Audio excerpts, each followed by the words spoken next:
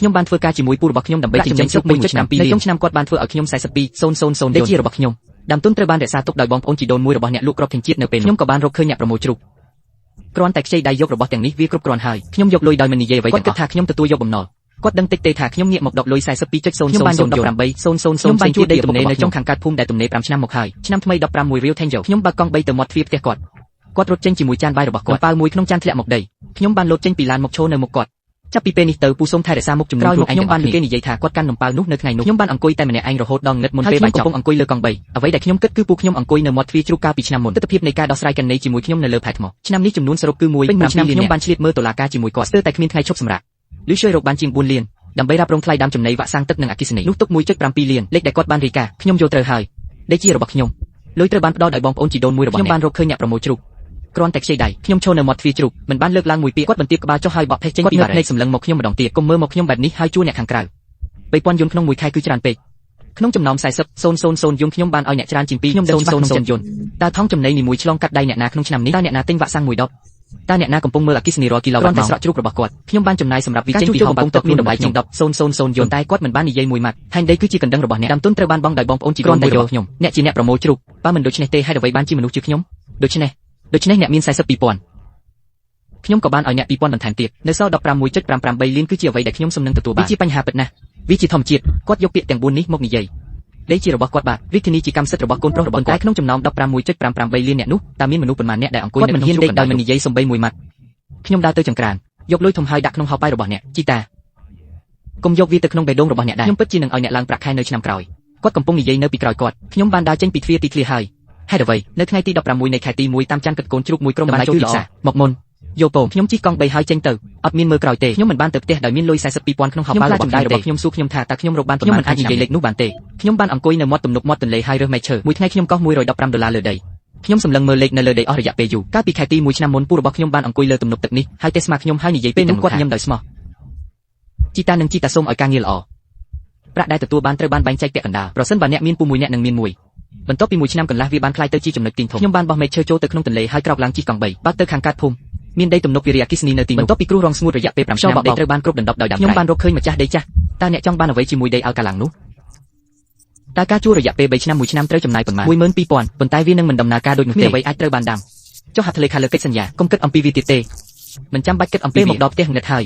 យម្ដាយកំពុងបម្រើបរដោយចង្ក្រានហើយដាក់ចាននៅលើតុឆ្នាំនេះខ្ញុំបានឲ្យអ្នកចំនួន42,000ម្ដាយរបស់ខ្ញុំបានរុញចានបបរនៅពីមុខខ្ញុំហើយដាក់ដៃរបស់គាត់នៅលើបានប្រមាណ 1.7 លាន15.8ឲ្យចេញពីគែមចានផ្ទះកំភ្លៀងលើតុ1.7 លានទៅ42,000ឪពុកចេញពីបន្ទប់ខាងក្រោយគាត់អង្គុយទល់មុខខ្ញុំហើយមិននិយាយអ្វីទាំងអស់អ្នកអាចនិយាយអ្វីមួយឪពុកយកបបរមួយចានមកផ្លុំហើយដកដង្ហើមធំលុយដែលអ្នកសន្សំបានចូលក្នុងហោប៉ៅរបស់គាត់វាដូចជាស្លាប់ដោយគ្រោះរាំងស្ងួតបន្ទាប់មកអ្នកត្រូវឲ្យគាត់ទៅនៅកន្លែងដំបូងខ្ញុំកំពុងនិយាយអំពីការរៀនសិប្បកម្មខ្ញុំមិនបាននិយាយថាខ្ញុំនឹងធ្វើឲ្យគាត់ខឹងអស់មួយជីវិតរបស់គាត់ខ្លាំងណាស់គាត់បានទេចង្កេះរបស់គាត់នៅលើតុអញ្ចឹងតើ42,000អាចគ្រប់គ្រាន់ដើម្បីធ្វើអ្វីខ្ញុំអាចសន្សំលុយឲ្យប្រពន្ធខ្ញុំឪពុកខ្ញុំដកដង្ហើមធំជាច្រើនដងប្រវីក្បាលហើយសម្លឹងមកខ្ញុំអ្នកមានគំនិតផ្ទាល់ខ្លួនរបស់អ្នកគ្មានគម្រោងខ្ញុំបានជួលទំនប់ទឹកនៅចុងខាងកើតភូមិការជួលប្រចាំឆ្នាំគឺ12,000ក្នុងរយៈពេល3ឆ្នាំប្រាក់ដែលនៅសល់គឺ3,500សម្រាប់ការកែលម្អដីឲ្យកាលាំងនោះតើអ្នកជួលនៅទីនោះដើម្បីអ្វីដៃភ្ញាក់ផ្អើលឪពុកខ្ញុំមិនបានសួរពីលុយនោះទេគាត់មិនបានសួរខ្ញុំពីកន្លែងណាដែលខ្ញុំខ្វល់មានក្លិនត្រីនៅក្នុងភ្នែករបស់គាត់ដែលខ្ញុំមិនធ្លាប់ឃើញពីមុនបន្ទាប់មកធ្វើវាកុំរំពឹងថាមនសិការរបស់អ្នកដទៃនឹងរកឃើញម៉ាក់នៅតែចង់និយាយឪពុករវីដៃទុកឲ្យគាត់បោះវាល្អជាងរស់នៅក្រោមដំបូលអ្នកផ្សេងខ្ញុំដេកលើគ្រែនៅពេលយប់សម្លឹងមើលស្នាមប្រេះស្ដាងនៅក្នុងធ្នឹមសំឡេងបន្ទាបរបស់ឪពុកម្ដាយចេញពីបន្ទប់បន្ទាប់ទុកឲ្យគាត់រញ៉ៃគ្រាន់តែបោះយុវជនបើមិនខំប្រឹងធ្វើម៉េចទើបមានការរីកចម្រើនប៉ុន្តែមនុស្ស42,000អ្នកនោះកំពុងដេកសំឡេងខ្យល់បក់មកពីទីទំនប់ទន្លេពីចម្ងាយមកមួយរំពេចពេលខ្ញុំបិទភ្នែកដោយងឿងឆ្ងល់ទូរស័ព្ទក៏រត់វាជាពូរបស់ខ្ញុំដែលបានហៅខ្ញុំសួស្ដីអាយ៉ៃភ្លេចសួររឿង42,000យប់មិញតើអ្នកបានផ្ដល់ឲ្យម្ដាយរបស់អ្នកទេរក្សាវ៉ាដើម្បីកុំឲ្យអ្នកចំណាយវាដោយនៅតែកុហកខ្ញុំបន្ទាប់ពីឆ្លងឆ្នាំខ្ញុំពិតជានឹងឲ្យអ្នកឡើងប្រាក់ខែនៅឆ្នាំក្រោយមិនអីទេនៅថ្ងៃទី16នៃខែទី1តាមចាំបានមកដល់នៅថ្ងៃទី16នៃខែទី1តាមចាំពេលបងថ្លៃជួលនឹងកែលម្អដីខ្ញុំបានមកដល់ហេបានៅព្រឹកបន្ទាប់អ្នកយាមចាស់កំពុងរងចាំនៅទីនោះជីតាអ្នកពិតជាចង់ជួលលោកអ្នកបានយកកិច្ចសន្យារបស់អ្នកនៅពេលដែលខ្ញុំយកស្នាមម្រាមដៃរបស់ខ្ញុំជាច្រើនបានភ្លឺក្នុងចិត្តខ្ញុំអង្គុយនៅក្នុងបិចជ្រូកនិងបោះលាមកតែខ្ញុំពោពេញដោយភាពកខ្វក់វាក្តៅណាស់ក្នុងរដូវក្តៅឆ្កែមិនអាចដកដៃនិងសក់ដែលជាប់គាំងរបស់ខ្ញុំមានក្លិនក្រអូបនោះចាប់ថ្ងៃទី12តាមចាំនៅពេលដែលកិច្ចសន្យាត្រូវបានបញ្ចប់បាត់ដៃខ្ញុំបែកញើសអស់ហើយការជួលរយៈពេល3ឆ្នាំមានតម្លៃ36,000ខ្ញុំមិនមានសល់ច្រើនតម្លៃនៃការកែមអដីប៉ុន្តែជាមួយនឹងដីនេះខ្ញុំអាចខ្ចី30,000ពីសហជីពអន្ទានអាណាព្យាបាលចាស់បានសួរខ្ញុំជាមុនរួចហើយ នៅពេលនេះប្រាក់ជាង300,000 យន់ត្រូវបានវានឹងជាការកុហកដើម្បីនិយាយថាអ្នកសោយមួយរយៈខ្ញុំស្ថិតក្នុងភាពងឿងឆ្ងល់ទូរស័ព្ទជាវហ៊ីចូលមកគ្រូទី2នឹងត្រឡប់មកទទួលទានអាហារសាច់ជ្រូកចៀនទៀតទេតែសំឡេងរបស់អ្នកយ៉ាងម៉េចដែរហាក់ដូចជាញ័របន្តិចមិនអីទេខ្យល់ខ្លាំងប្រយ័ត្នផ្លូវនោះស្លៀកសម្លៀកបំពាក់ឲ្យបានច្រើនដើម្បីកុំឲ្យផ្ដាសាដឹងព្យួរទូរស័ព្ទត្រៀមខ្លួនត្រឡប់ទៅផ្លាស់សម្លៀកបំពាក់មកដល់មាត់ទ្វារផ្ទះខ្ញុំសារសំឡេងរបស់ពូបានលេចចេញមកមិនលើកទូរស័ព្ទពេលនេះមកផ្ទះខ្ញុំសម្រាប់អាហារពេលល្ងាចហើយឪពុកម្ដាយរបស់អ្នកផងដែរមីងរបស់អ្នកថាបើរកលុយបានក្នុងឆ្នាំនេះអ្នកគួរប្រមូលវាជាមួយគ្នាខ្ញុំធ្វើម្ហូបមួយចានកុំចាំដល់ម៉ោង5មួយទាន់ពេលសំឡេងចេញពីទូរស័ព្ទមិនតិចពេកទេឪពុកម្ដាយរបស់ខ្ញុំបានឬម្ដាយខ្ញុំកាន់តែខិតជិតមុខរបស់គាត់មិនសូវស្អាតទេបរោះចំណាស់ខ្ញុំនឹងទិញរបស់មួយយកទៅជាមួយវាមិនល្អក្នុងការដើរដោយដៃទេដើម្បីកុំឲ្យអ្នកដទៃនិយាយដាំគេអ្វីដែលត្រូវទិញគឺជាអ្វីដែលគាត់ហៅសម្រាប់អាហារពេលល្ងាចវាមិនដូចយើងសុំទៅទេអ្នកក៏មិនអាចដៃទេដែរមិនល្អទេដែលអ្នកដទៃមើលឃើញមែនទេវាមិនមានបញ្ហាអ្វីដែលអ្នកដទៃធ្វើចំពោះយើងទេបាទអ្នកមិនត្រូវមានការគួរសមដូច្នេះដោយវិធីនេះខ្ញុំនឹងមិនញ៉ាំអាហារថ្ងៃត្រង់នៅផ្ទះមិនចាំបាច់ចំអិនឲ្យខ្ញុំទេខ្ញុំក្រឡេកមើលឪពុកខ្ញុំដែលកំពុងតែងឿងឆ្ងល់ងាកទៅផ្ទះជាវហ៊ីពេលកំពុងញ៉ាំជាវហ៊ីប្រហែលជាបានឃើញអ្វីមួយហើយចង្កេះឈប់នៅកណ្ដាលអាកាសហើយមើលមកខ្ញុំច្រើនដងតើអ្នកព្រួយបារម្ភទេមានអារម្មណ៍ថាអ្នកមិនសូវសប្បាយចិត្តទេតើមានរឿងតាក់ទងនឹងពូខ្ញុំមិនមានគម្រោងរួមភេទជាមួយគាត់នៅឆ្នាំក្រោយទេនៅចុងឆ្នាំនៃការខិតខំប្រឹងប្រែងខ្ញុំបានក្លាយជាជំនួយការខ្ញុំទទួលបានត្រឹមតែ42,000ទទួលបានល្បឿនបណ្ដោះ5.58 GB មានតែឆ្នាំស្វានឹងខែសេះទើបអាចសន្សំសំចៃបានថ្លៃកូនក្រមុំដូច្នេះតើអ្នកនឹងធ្វើអ្វីខ្ញុំបានជួលផ្លុកមួយជាមួយនឹងការជួលចំនួន12,500សម្រាប់ឆ្នាំ2000ក្នុងរយៈពេល3ឆ្នាំដើម្បីចូលរួមក្នុងចំណែក Gayland ដែលនៅសេសសល់ក៏ក្រុងនឹងខ្ចីប្រាក់ចំនួន300,000 យន់ដើម្បីអ្នកបានបង់300,000 យន់តើអ្នកនឹងសងអ្វីជាវហ៊ីកាត់ចង្កេះជាធ្នូនឹងជីវិតរបស់គាត់សម្លឹងមកខ្ញុំជាច្រើនវិនាទីមានការព្រួយបារម្ភនៅក្នុងភ្នែកមានការស្ទាក់ស្ទើរផងដែរយើងទាំងពីរនៅក្មេងណាស់មិនអាចទ្រាំនឹងបញ្ហាបានទេជីតាអ្នកមិនមែនជាមនុស្សកំសាកទេប្រាប់ខ្ញុំការពិតតើអ្នកប្រកាសប៉ុណ្ណា 70% ចុះ30ទៀតបន្ទាប់ពីបាត់លុយអស់ហើយខ្ញុំបានទៅការដ្ឋានសំណងដើម្បីប្រាក់ដើមត្រូវបានសងដោយការប្រាក់ជាវហ៊ីបានរើសចង្កេះម្ដងទៀតខ្ញុំរើសសាច់ជ្រូកអាំងមួយដុំដាក់វានៅក្នុងចានរបស់ខ្ញុំទូរស័ព្ទមកខ្ញុំនៅពេលអ្នកកំពុងផ្លាស់ទីខ្ញុំនឹងធ្វើការងារតូចមួយពេលខ្ញុំក្រឡេកមើលគាត់ខ្ញុំស្រាប់តែមានអារម្មណ៍ភ័យស្លន់ស្លោជាវហ៊ីបានដកកាតធនាគារមួយទៀតចេញពីហោប៉ៅរបស់គាត់ហើយហុចវាឲ្យខ្ញុំមានលុយ20,000 យន់នៅទីនេះដែលខ្ញុំបានសង្កត់អ្វីដែលអ្នកយកនឹងប្រើប្រាស់ពីខ្ញុំគឺជារបស់អ្នកអរគុណជាវហ៊ីខ្ញុំពិតជានឹងខិតខំខ្ញុំពិតជានឹងចាប់យកឱកាសនេះនៅតាមផ្លូវត្រឡប់មកវិញបន្ទាប់ពីអាហារទូរស័ព្ទញ៉ាំម្ដងទៀតពូបានផ្ញើសារមករំលឹកខ្ញុំកុំភ្លេចទៅទីនោះយប់នេះខ្ញុំមិនបានឆ្លើយតបហើយដាក់ទូរស័ព្ទក្នុងហោប៉ៅនៅម៉ោងប្រហែល6ខ្ញុំនាំឪពុកម្ដាយទៅផ្ទះពូខ្ញុំមានរថយន្តជាច្រើនបានចតនៅមាត់ទ្វារមានតុមូធំពីរបានរៀបចំនៅក្នុងទីធ្លាភាគច្រើននៃសាច់ញាតិបានមកដល់ពូឈរនៅមាត់ទ្វារស្វាគមន៍មនុស្សឃើញយើងមកយើងបានបន្លឺសំឡេងព្រាមនោះវាបានឡើងដល់អុកតេវមកដល់ហើយចូលមកអង្គុយចុះគ្រាន់តែរងចាំអ្នកមីងខ្ញុំយឺសំឡេងក៏ចេញពីបន្ទប់ខាងក្រោយគេអៅផាយគាត់ញឹមហើយនិយាយថាជំរាបសួរនៅទីនេះគាត់បានងាកហើយត្រឡប់ទៅផ្ទះបាយវិញពូនាំយើងទៅតុធំចង្អុលទៅស្រីស្អាតនៅតុនេះជាមិត្តស្រីរបស់បងប្អូនជីដូនមួយរបស់អ្នកត្រៀមខ្លួនរៀបការហើយខ្ញុំឈ្មោះឡៃម៉េងខេពួកគេជាគ្រូបង្រៀនឪពុកម្ដាយខ្ញុំញឹមហើយនិយាយថាជំរាបសួរខ្ញុំមកក្បាលបងប្អូនជីដូនមួយរបស់ខ្ញុំបានអួតទៅកាន់នរណាម្នាក់នៅគាត់បាននិយាយថាពួកគាត់ទិញរថយន្តបែវមួយគ្រឿងតម្លៃ80,000 ឡើងក្រហមដោយសារផឹកខ្ញុំត្រូវតែកាន់ពេងជាច្រើនថ្ងៃនេះនោះហើយជាស្ទើរតែវាអ្នកទាំងអស់គ្នាឈប់អង្គុយមកញ៉ាំអាហារពេលល្ងាចទាំងអស់គ្នាងារបងជីដូនមួយអង្គុយក្បែរគាត់និយាយលេងសើចជាមួយមនុស្សឆ្វេងស្ដាំគាត់មិនដែលនិយាយមកខ្ញុំពីដើមដល់ចប់ទេសូមអញ្ជើញមកខ្ញុំសូមនិយាយពាក្យពីរបីទីផ្សារល្អនៅឆ្នាំនេះរកលុយបានតិចតួចអរគុណអ្នកទាំងអស់គ្នាដែលគាំទ្រខ្ញុំក្នុងឆ្នាំនេះនៅឆ្នាំក្រោយខ្ញុំមានគម្រោងពង្រីកផ្ទះពីរបន្ថែមទៀតព្យាយាមទ្វេដងសាច់ញាតិជាច្រើនបានប្រញាប់ប្រញាល់ទៅចូលរួមគ្រប់គ្រងជាងហូមានសមត្ថភាពហើយចាប់ផ្ដើមខ្ញុំហើយនិយាយថាដោយមិនដឹងខ្លួនគាត់ក្រឡេកមើលទីដៃរបស់ខ្ញុំអីក៏បានប្រឹងប្រែងខ្លាំងដែរក្នុងឆ្នាំនេះនៅចុងឆ្នាំនេះខ្ញុំបានឲ្យស្រោមសម្បត្តិក្រហមធំមួយតម្លៃ42,000 យន់តម្លៃ3,000 យន់ក្នុងមួយខែខ្ញុំមិនប្រព័ន្ធដើម្បីដល់គ្រួសារខ្ញុំទេស្ដាប់ទៅដូចជាគាត់មើលថែខ្ញុំច្រើនជាងសូមអ្នកនៅខាងក្រៅបោះកម្រាលហើយមើលត្រង់ជ្រូកប៉ុន្តែគ្មានការងារណាមួយដែលខ្ញុំបានធ្វើនៅឆ្នាំនេះអាចប្រៀបធៀបនឹងកន្លែងចិញ្ចឹមជ្រូកបានឡើយតូចស្ថិតក្នុងស្ថានភាពអាក្រក់ខ្ញុំដេកក្នុងជ្រូក3យប់ជាប់គ្នាសម្លឹងមើលការចាក់ថ្នាំនឹងថ្នាំតែជ្រូកទាំងអស់ធូរស្រាលពេលនោះទើបខ្ញុំហ៊ានត្រឡប់ទៅដេកមួយយប់មិននិយាយអ្វីអំពីរឿងនេះទេមិនអីទេតោះផឹកស៊ីជាមួយគ្នាបន្តរកលុយធំក្នុងឆ្នាំថ្មីពូបានពិពណ៌នាខ្លួនគាត់ថាជាមនុស្សល្អក្នុងពាក្យប៉ុន្មានម៉ាត់អ្នកទាំងអស់គ្នានៅទីនេះលើកលែងតែមនុស្សដែលទៀតទាំងអស់មានទឹកមុខញឹមស្រស់ស្រាយស្ដាប់បង្កប់ណាស់និយាយម្ដងហើយម្ដងបាននិយាយម្ដងហើយម្ដងទៀតថាបន្ទាប់ពីបាយរួចក៏នៅតែមានមនុស្សជ័យគ្នាលេងក្នុងទីខ្ញុំមកទេស្មាខ្ញុំថ្ងៃនេះសប្បាយណាស់ផឹកស៊ីជ្រូកតូចនឹងមកនៅថ្ងៃទី16នៃខែទី1មកសម្អាតជ្រូកនៅពេលអ្នកមានអាយុ13ឆ្នាំត្រូវស្អាតស្អំកាលពីឆ្នាំមុននៅមានកន្លែងមួយចំនួនដែលធ្វើមិនបានល្អអ្នកគឺជាក្មួយប្រុសរបស់ខ្ញុំនឹងមិនប្រកែកជាមួយអ្នកទេខ្ញុំត្រូវប្រឹងប្រែងឲ្យបានច្រើនជាងនេះក្នុងឆ្នាំនេះហើយធ្វើឲ្យបានល្អជាងនេះគ្រាន់តែហៅថា42,000 យន់កុំនិយាយការពិតទៅពុក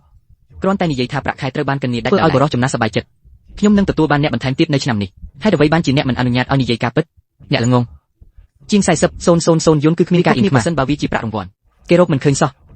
មិនអីទេត្រឡប់មកវិញហើយចូលគេងមុនសម្រាប់ឲ្យបានល្អការងារឆ្នាំនេះធ្ងន់ណាស់ពូរបស់ខ្ញុំទេស្មាខ្ញុំហើយចាក់ចេញជាវហ៊ីមកពីជ្រុងជួយខ្ញុំឲ្យត្រង់កៅអៅរបស់ខ្ញុំត្រជាក់ឬអត់ខ្ញុំដឹងថាគាត់មាននៅយ៉ាងណាក្បាលដាក់គាត់ហើយញឹមដកដង្ហើមធំម្ដងទៀតជាវហ៊ីអូមប្រសិនបើអ្នកពិតជាបាត់បង់លុយបើដូច្នេះតើវាមិនមែនជាអំពើបាបទេដែលអ្នកដើរតាមខ្ញុំអ្នកបាននិយាយថាអ្នកមិនអាចបាត់បង់អ្វីដោយការធ្វើនេះ អ្នកធ្វើល្អបែបនេះសម្រាប់អ្នកដទៃខ្ញុំមិនអាចធ្វើវាដោយខ្លួនឯងបានទេខ្ញុំមិនជឿទេនោះនឹងជាការបាត់បង់ពិតប្រាកដបន្ទាប់មកខ្ញុំនឹងជួយអ្នកឲ្យត្រឡប់មកវិញខ្ញុំនឹងសងប្រាក់ជាមួយអ្នកឬប្រយោគនេះខ្ញុំមានអារម្មណ៍ថាបេះដូងខ្ញុំស្មោះភ្លាមនៅព្រឹកបន្ទាប់ខ្ញុំបានទៅសហភាពឥនទានដើម្បីស្នើសុំប្រាក់អ្នកយាមចាស់បានមកដល់ហើយកំពុងអង្គុយនៅសាររោងចាំខ្ញុំលេងនេះបញ្ជាក់ម្ដងទៀតប្រាក់កម្ចីគឺ300,000ពិន្ទុហើយនឹងត្រូវសងវិញក្នុងរយៈពេល3ឆ្នាំខែដល់កំណត់ដើម្បីសងប្រាក់ដើមវិញតើអ្នកប្រកាសទេអូមខ្ញុំប្រកាសអញ្ចឹងទៅចុះកិច្ចសន្យាប្រសិនបើអ្នកមិនអាចបង់វានៅពេលដល់ការបង់ប្រាក់យឺតខ្ញុំបានអានកិច្ចសន្យាម្ដងទៀតនឹងចុះហត្ថលេខាការឲ្យរបស់ពួកខ្ញុំចូលមកម្ដងទៀតទូរស័ព្ទរត់នៅលើតុតើអ្នកចង់លើកទូរស័ព្ទមុនទេមិនចាំបាច់ផ្សព្វផ្សាយទេសូមបន្តតើលុយនឹងមកដល់ពេលណាបន្ទាប់ពីចុះហត្ថលេខាបំពេញនីតិវិធីជាមុនទទួលបានប្រាក់កម្ចីរបស់អ្នកនៅថ្ងៃនេះនៅម្ខាងទៀតពូសម្លឹងទូរស័ព្ទហើយងឿងឆ្ងល់មុខរបស់គាត់ងឹតក្មេងនេះឈួតទៅកន្លែងណាមួយកុំលើកទូរស័ព្ទនិយាយថាអាណូក្មេងនេះខ្លាចឃ្មុំគ្មានអ្វីសន្យាប្រសិនបើអ្នកមិនបានផ្ដល់ការងារឲ្យគាត់ទេខ្ញុំខ្លាចថាខ្ញុំនឹងមិនបានធ្វើឲ្យមួយតោអ្នកក៏មិនអាចនិយាយបានដែរបុរសម្នាក់នេះពិតជាពូកែធ្វើការណាស់ខ្ញុំមិនខ្វល់ច្រើនទេកុំពឹងផ្អែកលើភាពជាសាច់ញាតិរបស់អ្នកគ្រាន់តែឲ្យលុយខ្ញុំបន្ថែមទៀតតែខ្ញុំបាននិយាយថា40,000យន់ជាការចរចាសម្រាប់គាត់និយាយច្រើនហើយអ្វីខ្ញុំនៅតែមិនសប្បាយចិត្តខ្ញុំបានប្រាប់ពួកគេថាគ្រួសាររបស់ពួកគេក្រីក្រទៅមិត្តស្រីរបស់គាត់ហាក់ដូចជាមិនស្លៀកសម្លៀកបំពាក់អីទេអ្នកដែលមិនដឹងល្អគិតថាពួកគេមិនអាចមានលទ្ធភាពទិញសម្លៀកបំពាក់បានទេហើយអ្វីបានជាអ្នកនិយាយច្រើនខ្ញុំមិនខ្វល់ថាអ្នកត្រូវទិញខ្សែដៃមាសធំឲ្យខ្ញុំទេបន្ទាប់ពីរកលុយបានច្រើននោះចូលនិយាយអំពីជាង1លានតើអ្នកអាចធ្វើអ្វីបានជាមួយនឹងប្រាក់តិចតួចនោះវាមិនដូចជាអ្វីគ្រប់យ៉ាងនៅក្នុងដៃរបស់ខ្ញុំប្រសិនបើកសិដ្ឋានចិញ្ចឹមជ្រូកមិនត្រូវការជួសជុលទេថ្លៃដើមមិនត្រូវអ្វីក៏ដោយខ្ញុំសប្បាយចិត្តនីតិវិធីត្រូវបានធ្វើយ៉ាងឆាប់រហ័សនៅទីនេះគ្រូបានប្រគល់កិច្ចសន្យាឲ្យខ្ញុំហើយលុយក៏មកដល់យ៉ាងរលូនហើយរ៉េណូបានបញ្ចប់ផ្លូវការហើយលុយបានមកដល់សូមអរគុណច្រើនមិនចាំបាច់អរគុណដែលចង់គ្រាន់តែសងវាវិញទាន់ពេលវេលាមកដល់អាណាព្យាបាលចាស់បានរងចាំនៅក្បែរនោះមួយរយៈខ្ញុំប្រញាប់ទិញទឹកមួយដបហើយហុចវាឲ្យគាត់លេងនេះមិនមែនខ្ញុំទេដែលនិយាយច្រើនពេកពួកឯងហើយឯងមកឥឡូវហើយអ្វីបានជាអ្នកមិនឆ្លើយគាត់មិនដឹងរឿងនេះទេមែនទេអូមខ្ញុំមិនដឹងថាគាត់មានគម្រោងឲ្យខ្ញុំបន្តធ្វើការនៅឆ្នាំក្រោយឬអត់ទេបើមិនដូច្នេះទេ40,000យន់ក្នុងមួយឆ្នាំស្មោះត្រង់ខ្ញុំមានអារម្មណ៍មិនស្រួលអូមយុវជនត្រូវការលើកទឹកចិត្តតើអ្នកធ្វើកិច្ចការដោយរបៀបណាខ្ញុំក៏បានឃើញវាដែរវាពិតជាលំបាកណាស់ក្នុងការទទួលបាន40,000យន់បញ្ជូនអ្នកយាមចាស់ទៅខ្ញុំបានយកទូរស័ព្ទរបស់ខ្ញុំបានរកឃើញថាពូរបស់ខ្ញុំបានផ្ញើសារជាសម្លេងជាច្រើនខ្ញុំបានផ្ញើអត្ថបទត្រឡប់មកវិញពេលនេះខ្ញុំមិនបាននិយាយអ្វីទេល្អខ្ញុំគ្រាន់តែរំលឹកអ្នកឆ្នាំថ្មី16ខ្ញុំត្រូវទៅយកជ្រូកតូចពីព្រលឹមជ្រូកតូចទាំងនោះមានតម្លៃណាស់កុំពន្យាពេលរឿងដឹងបន្ទាប់ពីផ្ញើសារមកទូរស័ព្ទឈៀវហ៊ីចូលមកមីងតើអ្នកនៅណាពាក្យស្នើសុំប្រាក់កម្ចីត្រូវបានបញ្ចប់លុយក៏មកដល់ដែរត្រឡប់មកវិញនៅពេលរសៀលម្ដាយខ្ញុំសូមឲ្យអ្នកមកផ្ទះខ្ញុំសម្រាប់អាហារពេលល្ងាចដោយវិធីនេះពូរបស់អ្នកទើបតែហៅខ្ញុំថាតើគាត់បាននិយាយអ្វីខ្ញុំសួរថាតើអ្នកនៅទីនេះជាមួយខ្ញុំទេគាត់បាននិយាយថាគាត់ចង់ជួបអ្នកប្រសិនបើខ្ញុំបាននិយាយថាទេបន្ទាប់មកអ្វីតើគាត់បាននិយាយអ្វីខ្ញុំមិនបាននិយាយអ្វីទេគ្រាន់តែនិយាយថាបើឃើញខ្ញុំសូមហៅខ្ញុំមកវិញតើខ្ញុំអាចនិយាយអ្វីទេកុំបង្អង់យូរអីអូមវាហាក់ដូចជាគាត់មិនសង្ស័យអ្វីទាំងអស់ជីតាអ្នកនឹងមិនប្រាប់គាត់ចូលនិយាយអំពីវាបន្ទាប់មកមិនយូរប៉ុន្មានក៏លើកទូរស័ព្ទតពូបានផ្ញើសារជាសម្លេងមួយទៀតជីតាខ្ញុំទើបតែគិតអំពីវាត្រង់ជ្រូករបស់យើងអាចពង្រីកបាននៅថ្ងៃទី16នៃខែតាមច័ន្ទគិតបន្ទាប់ពីបាច់ចូលទៅក្នុងប៊ិចជ្រូកនឹងត្រូវបានពង្រីកដោយពាក់កណ្ដាលអ្នកនៅតែអាចបញ្ជាទិញមួយបាច់នៅថ្ងៃទី20ចូលឧស្សាហ៍ព្យាយាមឆ្លៀតពេលរៀបចំផ្ទះជ្រូកដោយវិធីនេះប្រសិនបើអ្នកមិនផ្លាស់ទី40,000យន់របស់អ្នកឲ្យខ្ញុំប្រើសិនខ្ញុំនឹងសងអ្នកវិញនៅប្រាក់ដែលខ្ញុំបានបង់សម្រាប់ការបញ្ជាទិញកូនជ្រូកនៅទីនេះខ្ញុំស្រឡាំងកាំងជាយូរមកហើយដែលកាន់ទូរស័ព្ទគាត់ចាត់ទុកខ្ញុំជាកម្មករខ្ញុំមានលុយទិញឡានស្ពណ៌ឲ្យកូនខ្ញុំប៉ុន្តែខ្វះលុយផ្ទុយទៅវិញគាត់បានខ្ចីលុយពីជំនួយការរបស់ខ្ញុំលើលោកនេះពិតជាមានមនុស្សអៀនខ្មាស់បែបនេះមែនខ្ញុំមកក្បាលហើយមានអារម្មណ៍ខឹងខ្លាំងណាស់ចង់សើចពេលយើងមកដល់ផ្ទះឈៀវហ៊ីគឺម្ដាយរបស់ឈៀវហ៊ីដែលបើកទ្វារអាយ៉ៃខ្ញុំឮថាអ្នករកលុយបានច្រើនចិញ្ចឹមជ្រូកតើអ្នកបានចែករំលែកប៉ុន្មានម៉ាក់ឯងសួរអីចឹងទេខ្ញុំមិនទាន់ចូលផ្ទះទេខ្ញុំមិនអាចសួរថាមានអ្វីខុសពួកគេទាំងអស់ជាកម្មសិទ្ធិរបស់គ្រួសារខ្ញុំ2000ពូយក 16.583 លាន42,000មានន័យថាអ្នកបានលុយច្រើនមែនទេម៉ាក់ស៊ុបរបស់អ្នកនឹងហៀនឹងស៊ុបឆ្អឹងជំនីជ្រូករបស់ខ្ញុំហេតុអ្វីអ្នកនិយាយហើយខ្ញុំនឹងធ្វើវាកុំយកវាទៅបេះដូងអ្នកម្ដាយខ្ញុំគឺបែបហ្នឹងខ្ញុំមានអារម្មណ៍ថប់បារម្ភហើយចូលចិត្តទៅដល់បាត់គ្រប់យ៉ាងខ្ញុំដឹងថាមេខ្ញុំក៏ខ្វល់ពីខ្ញុំដែរមីងកុំមានបន្ទុកផ្លូវចិត្តខ្ញុំនឹងធ្វើការងាររបស់ម្ដាយខ្ញុំឈៀវហ៊ីហេតុអ្វីបានជាអ្នកជួយខ្ញុំខ្លាំងម្ល៉េះខ្ញុំបាននៅជាមួយអ្នកយូរមកហើយ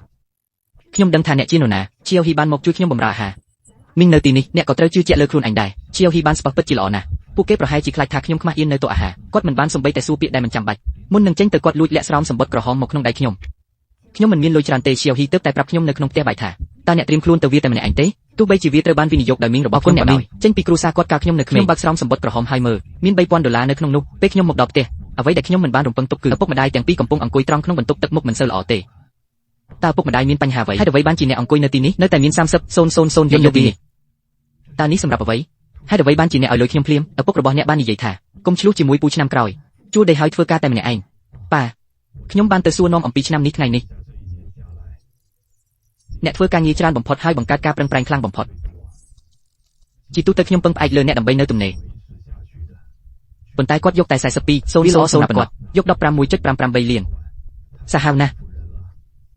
ប៉ាអ្នកដឹងវាទាំងអស់យើងជាមនុស្សស្មោះត្រង់តែពួកឯងធ្វើបាបពេកហើយ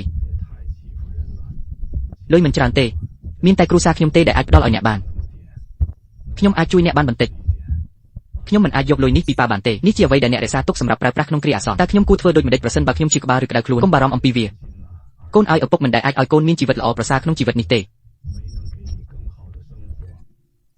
លុយតិចតួចនេះជាការគិតរបស់ឪពុកម្ដាយខ្ញុំដរាបណាអ្នកមិនចូលចិត្តវាគ្រាន់តែយកវាទៅប្រើម៉ាក់និងខ្ញុំនៅក្មេងរាងកាយមិនអាក្រក់គ្មានអ្វីធ្ងន់ធ្ងរអាចខុសនោះទេប៉ាបន្ទាប់មកខ្ញុំនឹងយកលុយកុំបារម្ភខ្ញុំនឹងគោរពអ្នកយ៉ាងល្អពេលខ្ញុំរកលុយកូនប្រុសខ្ញុំដឹងថាវាពិបាកសម្រាប់អ្នកបន្ទាប់មកការចិញ្ចឹមជ្រូកត្រូវចំណាយប្រាក់យ៉ាងច្រើនតើអ្នកមានគម្រោងទេកុំបារម្ភម៉ាក់ខ្ញុំរួចរាល់ហើយប្រាក់កម្ចីក៏ត្រូវបានដំណើរការផងដែរប្រាក់កម្ចីនឹងត្រូវចេញនៅថ្ងៃនេះអ្នកមិនចាំបាច់ព្រួយបារម្ភអំពីអ្វីដែលនៅសល់ទេខ្ញុំដឹងច្បាស់ហើយដូច្នេះមនុស្សល្អគួរមានពេលវេលាល្អក្នុងជីវិតនេះជីតាតើអ្នកមិនអាចប្រាប់ខ្ញុំការពិតបានទេចូលចំណាយពេលរបស់យើងឲ្យបង្កើនតិចជាងមុនកុំបារម្ភខ្ញុំបានជួលកន្លែងរួចហើយការជួលប្រចាំឆ្នាំគឺ 12,000 3,500 សម្រាប់រយៈដែលនៅសល់ត្រូវបំផ្លាញជីដីអ្នកមិនចាំបាច់បារម្ភទេល្អកូនប្រុសរបស់ខ្ញុំបានធំឡើងមានអនាគតប្រាប់ខ្ញុំប្រសិនបើមានអ្វីដែលអ្នកត្រូវជួយម្ដាយរបស់អ្នកនិងខ្ញុំនៅតែមានកម្លាំងខ្លះ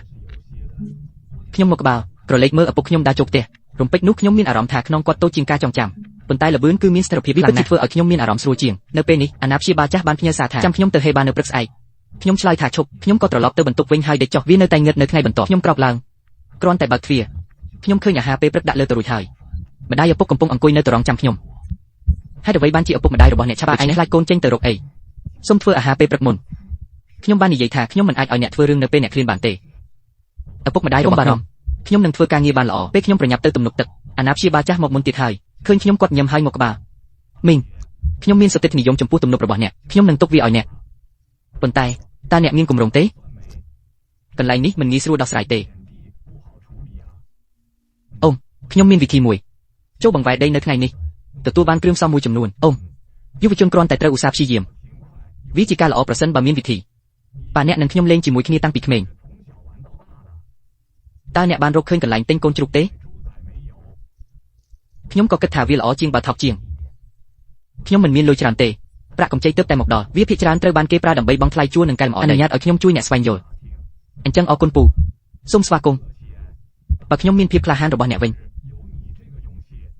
ញអ្នកនឹងមិនអាចសម្រេចបានអ្វីទាំងអស់ពេញមួយជីវិតរបស់អ្ន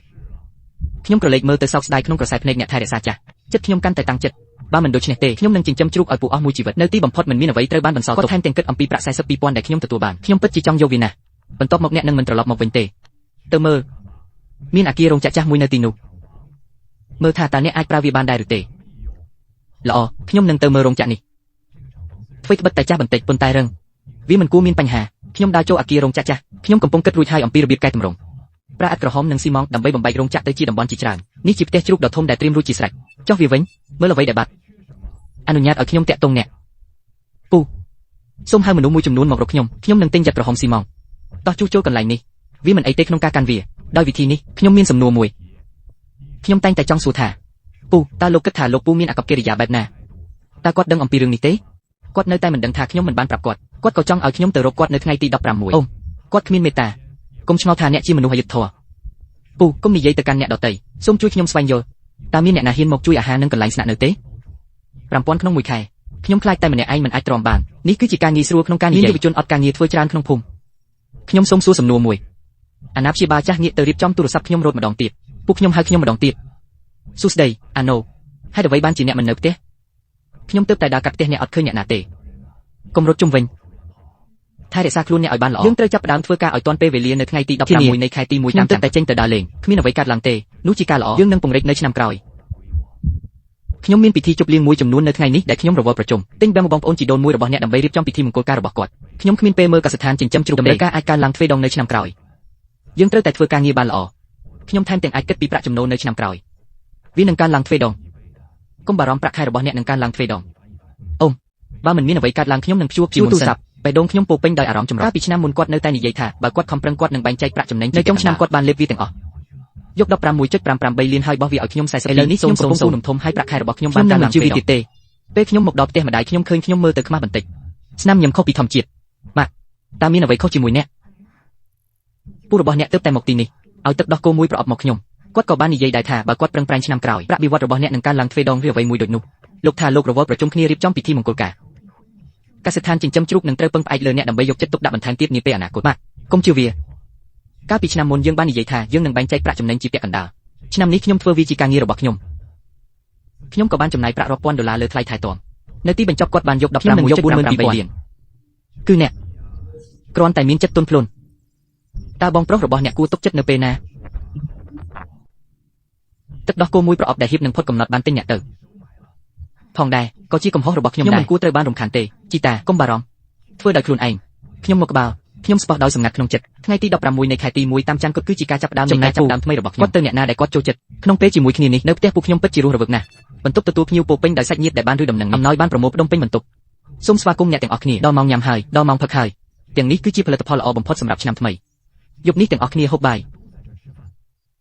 រក្សាស្រាល្អនិងអាហារល្អហើយញ៉ាំឲ្យបានគ្រប់គ្រាន់សាច់ញាតិញឹមហើយអបបងប្អូនជីដូនមួយរបស់គាត់ហើយនិយាយថាពូបង្កើតកសិដ្ឋានចិញ្ចឹមជ្រូកឲ្យគាត់រកលុយបានច្រើននេះក៏ព្រោះតែឪពុកខ្ញុំមានសមត្ថភាពជាជាងការមើលមុខឆ្នាំនេះខ្ញុំរកលុយបានច្រើនណាស់ 1.7 លានឪពុកខ្ញុំយក 15.588 លានកុំបារម្ភអ្នកទាំងអស់គ្នាអ្នកធំគឺមិនអាចខ្វះបានមានអ្នកផ្សេងមកនិយាយថានេះជាលំនាំខ្ញុំក៏បានសួរថាតើគ្រឿងសង្ហារឹមនៅផ្ទះត្រូវបានចំនួនហើយអ្វីបានជាវាខុសពីឆ្នាំមុនសួស្ដីតើអ្នកមិនចំណាយលុយដែលអ្នករកបានមែនទេកូនប្រុសខ្ញុំរៀបការហើយប្រកាសណាស់ត្រូវការគ្រឿងសង្ហារឹមថ្មីខ្ញុំរវល់ការងារសង្គមទិញបានមួយគ្រឿងដើម្បីរៀបចំពិធីមង្គលការគាត់មិនបានយកចិត្តទុកដាក់ច្រើនលើកសិដ្ឋានចិញ្ចឹមជ្រូកនោះទេតើការចិញ្ចឹមជ្រូកបានផលចំណេញយ៉ាងនេះឬអត់ច្រើនណាស់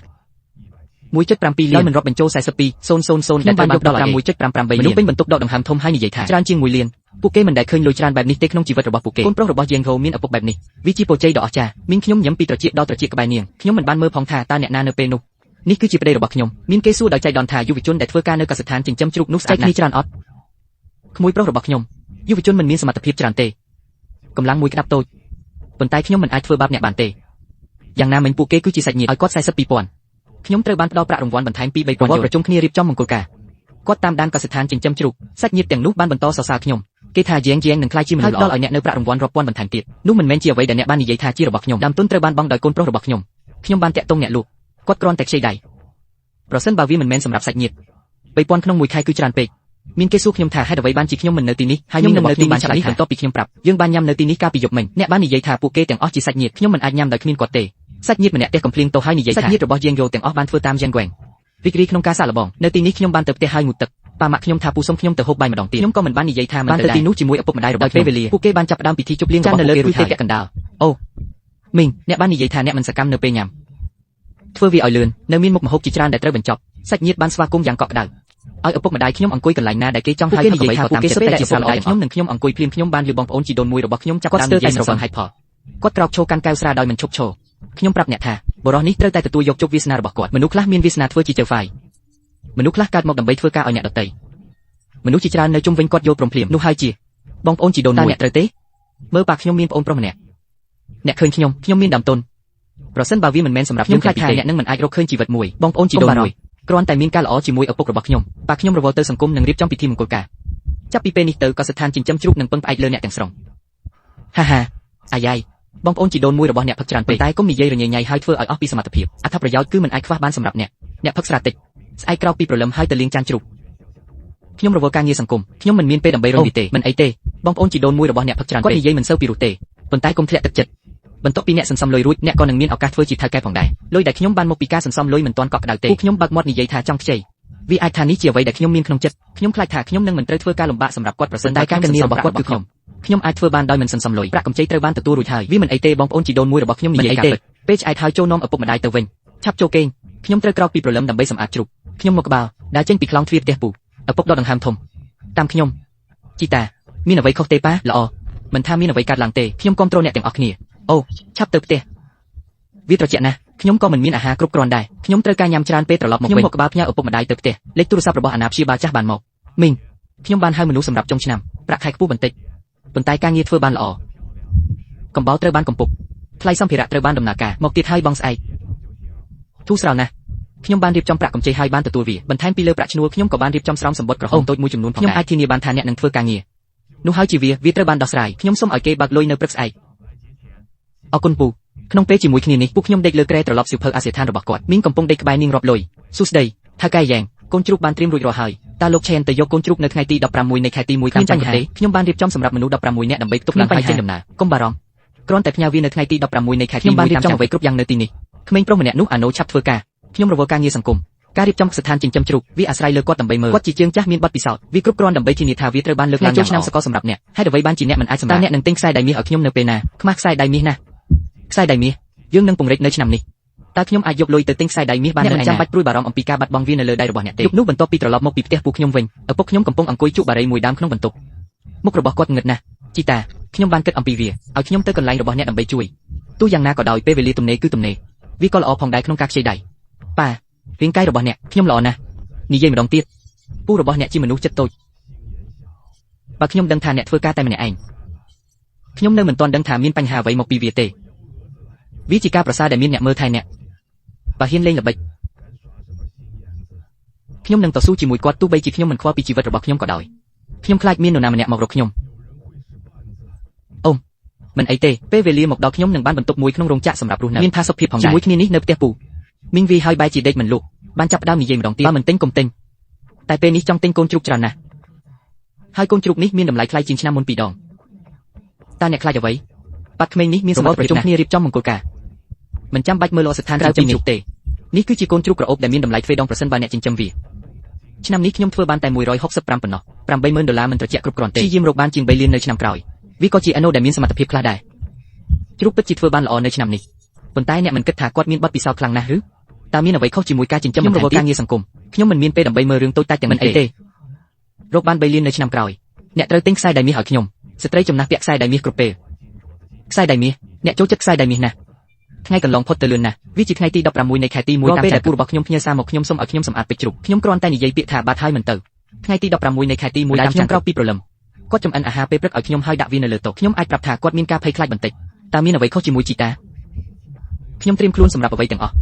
ប្រាក់កម្ចីនេះត្រូវបានទទួលជាយូរមកហើយក៏ត្រូវបានតាក់ទងផងដែរនៅទីនោះជាមួយពូរបស់អ្នកខ្ញុំខ្លាចខ្ញុំធូរស្រាលខ្ញុំមិនបានធ្វើអ្វីដើម្បីអាណិតគាត់ទេគាត់បានសុំឲ្យខ្ញុំទៅសម្អាតខ្ញុំក៏មិនព្រមដែរគឺគាត់ដែលរវល់ចូលសង្គមនឹងរៀបចំពិធីមង្គលការដោយមិនមើលសំបីតែបើគាត់ទៅមើលគ្មានអ្វីនឹងកើតឡើងទេអូនេះអាចត្រូវបានធ្វើដូចនេះប៉ុណ្ណោះវានឹងមិនមានបញ្ហាធំសម្រាប់ពូរបស់អ្នកនៅថ្ងៃអនាគតទេមានការទំនាក់ទំនងយ៉ាងណាក៏ដោយតាំងពីក្មេងដល់ពេញវ័យគាត់ក៏មិនគិតថាខ្ញុំជាប្អូនស្រីរបស់គាត់ដែរកុំបារម្ភខ្ញុំទៅប៉ាជួយមើលបន្តិចមើលអ្នកមិនចាំបាច់បារម្ភទេខ្ញុំជិះកង់3នៅតាមផ្លូវចិត្តរបស់ខ្ញុំបានវិលម្ដងហើយម្ដងទៀតនេះជាអ្វីដែលពូខ្ញុំនិយាយពូអីនឹងមិនធ្វើបាបអ្នកទេអ្នកអាចក្លាហាននិងជឿជាក់ក្នុងនាមជាពូអ្នកមានអ្វីគ្រប់យ៉ាងដែលអ្នកត្រូវការគ្រាន់តែខ្ចីដៃខ្ញុំយក15.5ខ្ញុំនឹងមិនធ្វើបាបអ្នកទេប្រសិនបើអ្នកយកមនុស្សខ្លះកើតមកដើម្បីធ្វើការប្រសិនបើវាមិនមែនអ្នកប្រហែលជាមិនអាចរកមនុស្សរស់បានទេនេះវិលទៅមុខក្នុងចិត្តខ្ញុំស្មានតែពូឃើញខ្ញុំបើក៏ស្ថានចិញ្ចឹមជ្រូកខ្លួនឯងអ្វីដែលនឹងជាការបញ្ចេញមកទៅនៅលើមុខខ្ញុំមកដល់ទំនប់ទឹកដំបងនៅពេលព្រឹកវាលឿនណាស់ប៉ុន្តែថ្ងៃនេះជាថ្ងៃល្អខ្ញុំត្រូវមើលមួយទៀតនៅភេជីកំពុងធ្វើដំណើរមិនមានកន្លែងសម្រាប់កំហុសទេខ្ញុំដើរទៅរោងចក្រឈរនៅលើដីត្រឹមត្រូវក្រឡេកមើលទីតាំងដីដែលត្រូវបានភ្ជួររាស់និងសម្ភារៈធូរស្រាលពេលនេះឪពុកខ្ញុំដើរចេញពីរោងចក្រទាំងញឹមកូនប្រុសអ្នកពិតជាសញ្ញាណាស់កន្លែងនេះធ្វើបានល្អណាស់ជ្រូកនៅក្នុងរោងចក្រនេះអាចដេកនៅពេលយប់ជ្រូកនៅតែអាចចេញទៅក្រៅនិងផ្លាស់ទីនៅពេលថ្ងៃវាដូចជាជួរទំនេរសប្តាហ៍ថ្ងៃជ្រូកសេរីមានតម្លៃថ្លៃណាស់ប៉ាអរគុណសម្រាប់ការកន្លែងនេះរបស់អ្នកវាត្រូវតែមិនស្រួលក្នុងការរស់នៅទីណាខ្ញុំសុខសប្បាយទេនៅទីនេះមើលខ្ញុំបានរៀបចំផែនការខ្លះខ្ញុំបានជួយអ្នកបែងចែកដីជា2ចំណែកនៅពេលនោះអ្នកអាចសាប់រស់គ្រាប់ពូជហើយរងចាំស្មៅដុះជ្រូកអាចស៊ីបានបន្ទាប់ពីញ៉ាំពាក់កណ្ដាលសូមទៅញ៉ាំពាក់កណ្ដាលទៀតអ្នកអាចសន្សំប្រាក់បានច្រើនលើចំណីប៉ាអ្នកគិតច្រើនណាស់ដោយវិធីនេះចុះជ្រូកវិញតើពេលនេះអ្នកនៅណាខ្ញុំគួរតែដើរកាត់ផ្ទះពូរបស់ខ្ញុំនឹងទៅទីនោះខ្ញុំចង់ជួបពូតើកូនជ្រូករបស់ខ្ញុំនឹងទៅជាយ៉ាងណាពេលឃើញវាយោពមខ្ញុំនឹងទៅជាមួយអ្នកខ្ញុំក៏ចង់ឃើញពីរបៀបដែលភេជីធ្វើខ្ញុំមិនបានបដិសេធទេហើយបានហៅអ្នកបើកបរនៅតាមផ្លូវជួបគ្នានៅផ្លូវបំបែកចិត្តផ្ទះពូខ្ញុំតាមឡានដឹកជ្រូកទៅផ្ទះពូខ្ញុំពេលឡានមកដល់មាត់ទ្វារផ្ទះពូអ្នកជិតខាងបានមកសួរសុខទុក្ខខ្ញុំអ្នកជិតខាងបាននិយាយថាខ្ញុំមកលឿនពេកដើម្បីជួយលើកឡានគាត់បាននិយាយថាវាពិតជាល្អណាស់សម្រាប់ពូរបស់គាត់ខ្ញុំមិននៅទីនេះដើម្បីជួយមានកូនជ្រូករបស់ខ្ញុំនៅក្នុងឡានដែលខ្ញុំកំពុងតាមកុំនិយាយច្រើនតោះលឿនខ្ញុំបានឲ្យអ្នកបើកបរក្នុងស្រោមសម្បត្តិក្រហមគាត់ចាប់ឡានចុះក្រោមនៅផ្ទះពូកូនជ្រូកដែលពូខ្ញុំកំពុងក៏មកដល់ដែរខ្ញុំឮទូរស័ព្ទគាត់រត់នៅជាន់លើមិនច្បាស់គាត់នឹងមិនបាត់បង់ការគ្រប់គ្រងទេមែនទេចុះបើយើងបាត់បង់ការគ្រប់គ្រងអ្នកក៏អាចញ៉ាំខ្ញុំបានដែរបើខ្ញុំបានដឹងនៅថ្ងៃនេះហេតុអ្វីបានជាខ្ញុំត្រូវធ្វើវាហើយជាគិតថាខ្ញុំនៅចាំជ្រូកដូចមុនទៀត ដូច្នេះខ្ញុំមិនខ្វល់អ្វីទាំងអស់ថ្ងៃនេះគាត់រវល់ការងារសង្គមទិញសេះដើម្បីរៀបចំពិធីមង្គលការខ្ញុំមានអារម្មណ៍ថាអ្វីគ្រប់យ៉ាងស្ថិតក្នុងលំដាប់តតែទូរស័ព្ទរត់ទៅភ្ញាក់ពីដំណេកខ្ញុំបាននិយាយថាតើអ្នកកំពុងធ្វើអ្វីម៉ោងហើយដែលអ្នកបើកឡានហៅមកដល់គ្មាននរណាម្នាក់ឆ្លើយទេត្រូវបានពន្យាពេលជាយូរមកហើយនៅលើផ្លូវខ្ញុំត្រូវចុះយ៉ាងលឿនហើយសម្រាប់ខូចខ្ញុំមិនបានរៀបចំនរណាម្នាក់ទេចាំខ្ញុំធ្វើការហៅទូរស័ព្ទខ្ញុំបានរៀបចំវ៉ារួចហើយព្រឹកព្រលឹមណាស់តើមានអ្វីកើតឡើងខូចលេងនេះម្នាក់នេះមិនមែនទេ